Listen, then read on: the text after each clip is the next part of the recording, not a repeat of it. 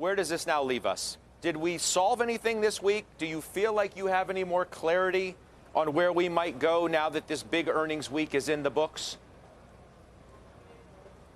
No, this is actually exactly what I told you I was worried about. So I think, look, we have to acknowledge that this is the worst start to the year for 60-40 portfolios, which is what most of our viewers have some version of, 80-20, 70-30.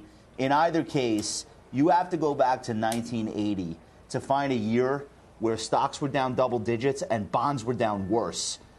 There has been no place to hide other than cash. Even a 5-year treasury, you got slaughtered on duration. And in that kind of environment, you have to learn technicals. Like you can't be one of these people that comes on in January, February, March, arguing with me, telling me, oh, this is a great company. Yeah, we all understand that, but the stock is for sale 4 out of 5 days. And then we have these green days where the Dow goes up 800 points, and everybody forgets you're in a downtrend. You're in a bear market in the NASDAQ. You're in a statistical downtrend in the S&P as of right now. We're going to finish this month, as I told you, below the 10-month moving average for the first time in a long time.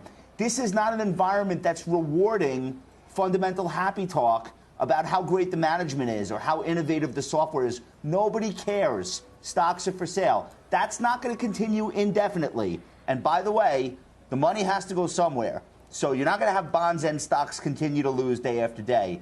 But you have to understand the environment you're in before you start worrying about, was this a good or bad earnings quarter? Nobody cares.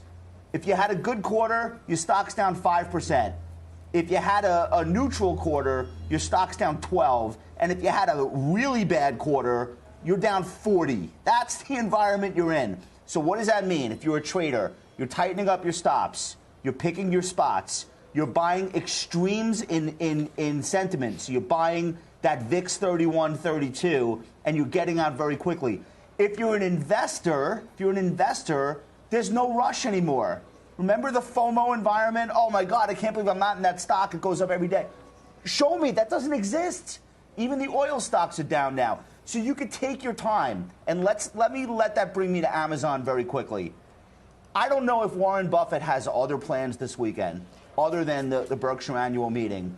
But I would be shocked if somebody, Todd, is not pencils down taking a look at this stock, because this has always been the one that got away from Berkshire. And if you think about the Apple purchase, Judge, 10 years ago, this is the exact environment that they bought Apple into. Apple was trading 8 times earnings, backing out the cash. Nobody wanted anything to do with it. If they're not looking at Amazon at Berkshire Hathaway, I would be absolutely floored. So here's a stock that I think you look at and you say, okay, it's down huge today, but the market's awful. Be down huge next week, too. What's going to change? What's going to stop the selling? Probably nothing. So there's no rush to buy it here. But there are opportunities being created because of how bad this market acts. And I think it's going to get worse. And I've been saying that for a long time. But that doesn't mean you have to be long-term bearish. You have to start getting excited about these technical downtrends. Even if they're going to get worse, you have to start looking.